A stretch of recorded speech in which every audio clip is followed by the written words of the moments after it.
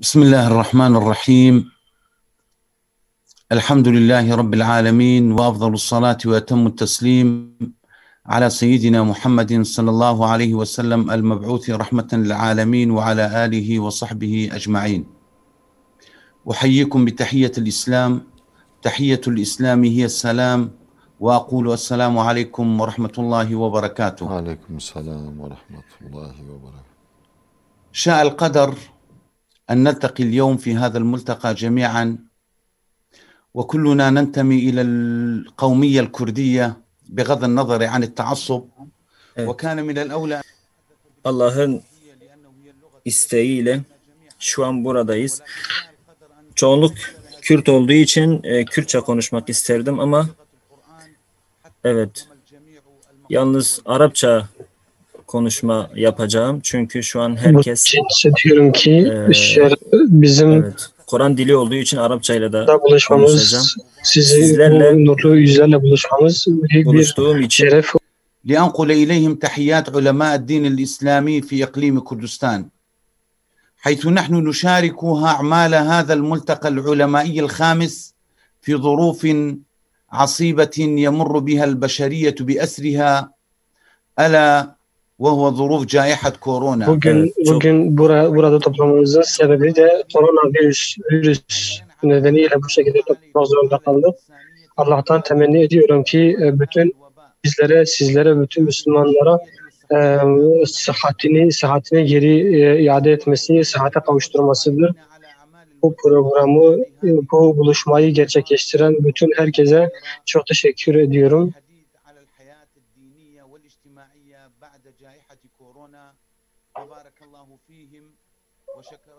İnşallah bu koronadan sonra tekrardan toplantımız yüz yüze olur. Temennimiz o şekildedir. Allah gökyüzünden gelen Allah Teala'nın gönderdiği musibetlerin sebebine girmeden önce şunu demek istiyorum. Geçen hafta meydana gelen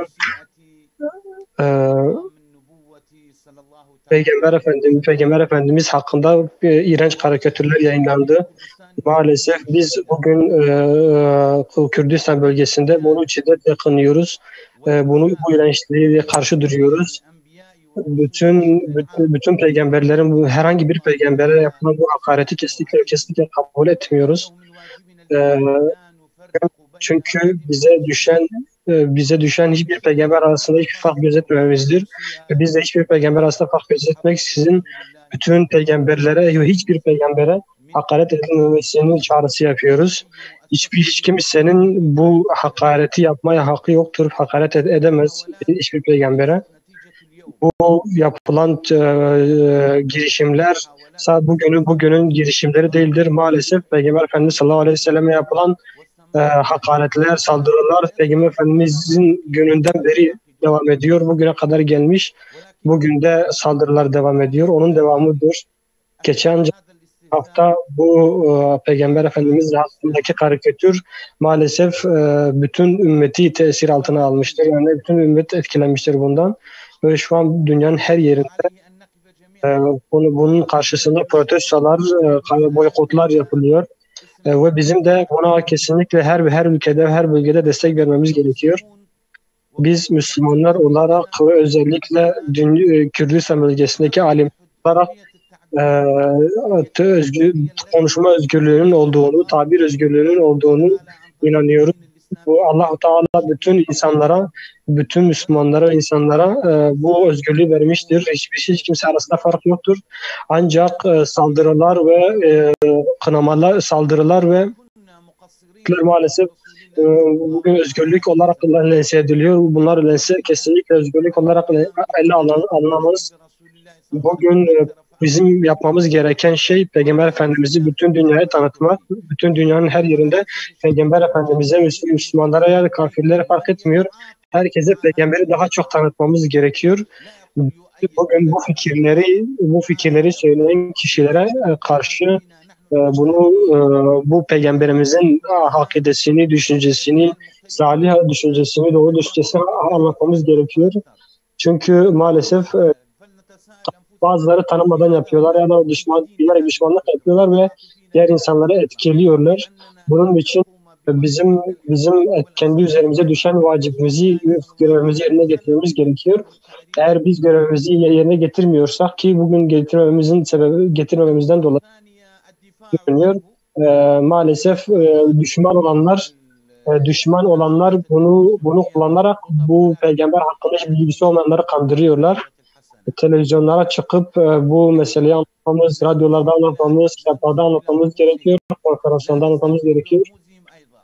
Biz onların ne logolarıyla, ne dinleriyle, ne düşünceleri alet etmeden biz düşünceyi anlatacağız. Çünkü onlara saldırırsak onlar da bize saldıracaklar. Biz kesinlikle saldırmayacağız.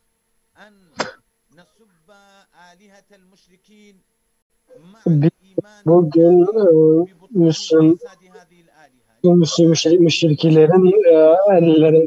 müşriklerin düşüncelerini gerekiyor. Çünkü hepsinin düşüncesi safsatadan ibarettir.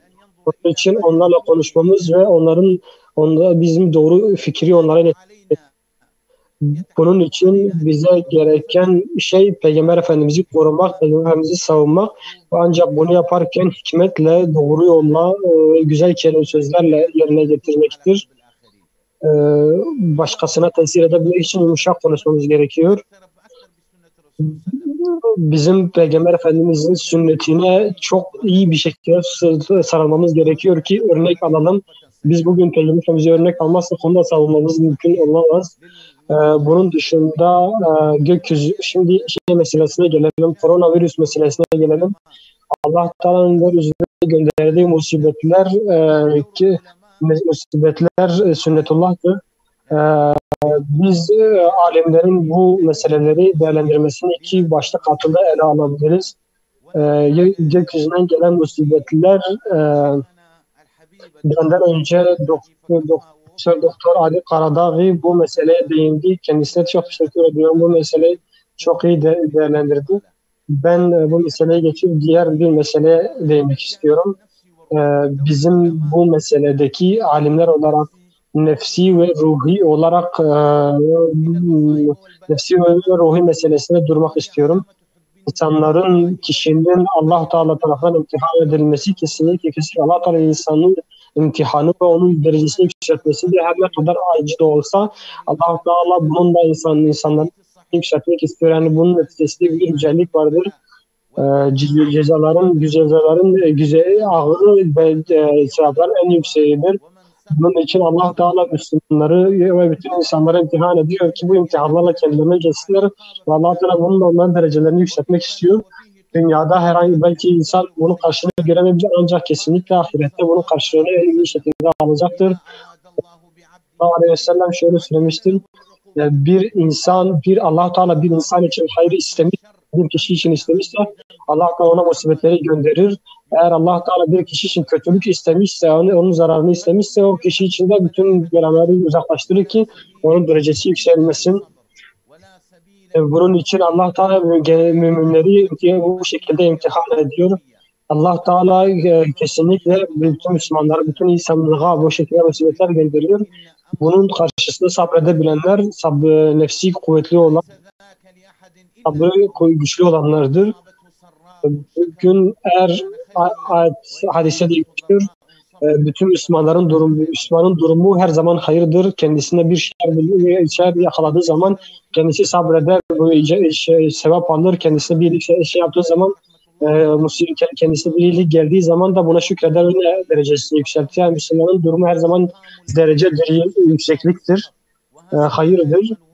Bunun için bizim musibetlerle alay etmememiz, onlara karşı sabretmemiz gerekiyor ki sadece kafirler, sadece alay edenler, cahiller bu gibi musibetlerle alay eder, bu gibi musibetler sabretmezler.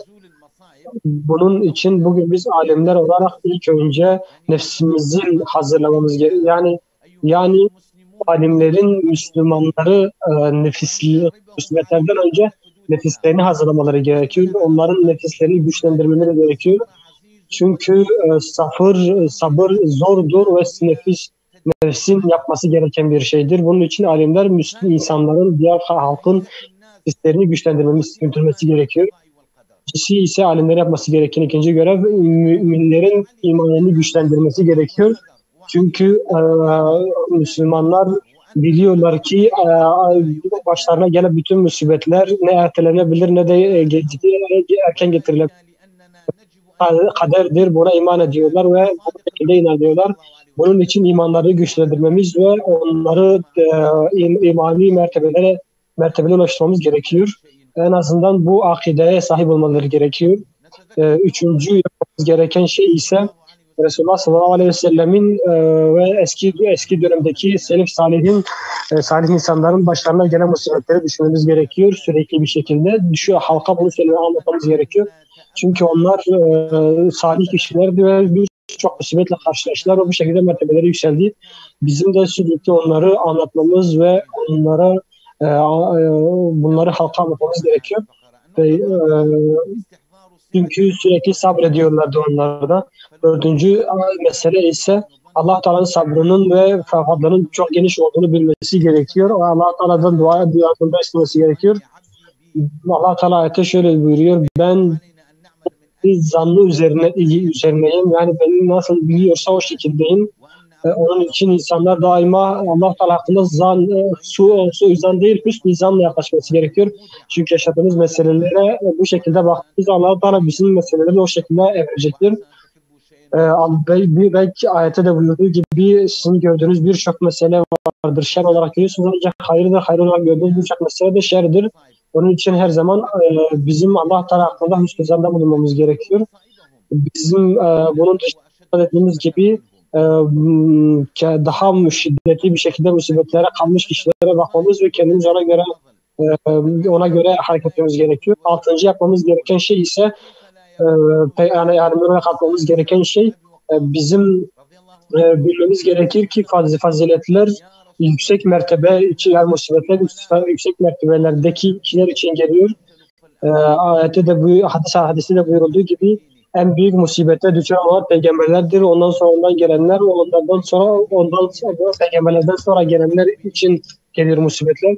Yani kişinin musibeti kendi dininin, kendi inancının seviyesine göredir. Onun için o şekilde bir düşünceye sahip olmamız gerekiyor. İkincisi ise bizim karşılaştığımız bütün musibetler bizim musibetlerin bizim derecemizde günahlarımıza kefaret geldiğini bilmemiz gerekiyor. Bu üçüncü, sekizinci olarak ise Müslümanlar bir musibetle karşılaştığı zaman kendisinde bir hata olduğunu farkına varıp bu hatadan geri dönmesi gerekiyor. Çünkü her musibetin de bir karşılığı olabiliyor. Bir günahdan dolayı geliyor olabilir. Bunun için de kendi nefsini hesaba çekip yaptığı bu yanlışlardan tekrardan dönmesi gerekiyor. Dokuzuncusu ve sonuncusu olarak ise şikayetten ve bu şikayetten uzaklaşmamız gerekiyor. Çünkü insanın karşılaştığı musibetlerin hikmetinden uzak olan kişiler, anlamayan kişiler sadece şikayetçi olacaklardır. Allah-u Teala ayet-i kerimesinde şöyle buyuruyor: yeryüzünde hiçbir musibet gelmemiş ki hiçbir musibet gelmemiştir ki Allah-u Teala'ya bu kolaydır. Allah-u Teala size verdiğiniz ve size gönderdiği musibetlerde sevinmeniz değil, onlara ders almanız için gönderiyor. Bir kabile yolda giderken bir üzüldüklerini görüyor. Bir kişi de bunlar niye üzülüyorlar diye sormuş Arap kabilesinden bir yanından geçerken. Onların işte bir kişisi ölmüş, ona üzülüyorlar. O da şöyle cevap veriyor: diyor, bu insan onun imtihan olduğunu bilmiyorlar mı ki sabretmeleri gerekiyor ki dereceleri yükselsin. Temenni ediyorum ki inşallah bütün beldelerimizden, bütün ülkelerimizden bu korona hastalıkları uzaklaşır ve şifaya buluşuruz. Hepinize Allah'a emanet ediyorum. Esselamu Aleyküm ve Rahmetullahi ve Berekatuhu.